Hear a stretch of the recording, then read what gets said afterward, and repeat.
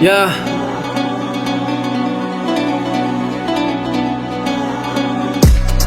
Zanak'olombelona tsy maintsy mani fa efa voasoratra teny am-piandohana fa misy ny eva de misy ny adama fototra ny avino ny ratsy sy ny tsara voaozina manko fa nandika lalàna tia hita mihoatra tia lala mihoatra fa mafy loloatra eto an-tany tsy vita de mitady ny tsiny fa hoeny any akoatra fa tena hoana loatra namoaka diary tsy tokony avoaka mandefa mboroa tia maky ny loha amy zavatra inona ny saina tsy ametra amy zavatra hita ka nefa indrisy ivela amy faritra iainana tsisy naray azam-bola nahita lalana diso tsy tahisa fa santsy anisa fa ty tontolo tiny natao anisa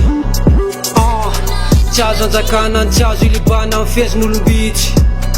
niala ny kely finoana fa tsy hitany atao hoe ty efa navelatra ny ty ary mainty ny zanak'olombelona ty andro anoratako ty ny révélation ratsy mifony efa mbola navela ny velona tsy mena mivadika mpanao be marenina atovy andram-boly eto atamy farahoana mainty ny tsisy azavana lavaka foana ny tsisy hafanana fafatesany zano ny tsisy mamaika raha zay nefa rana afatra farany sy afatra farako fitiavana ihany tsy za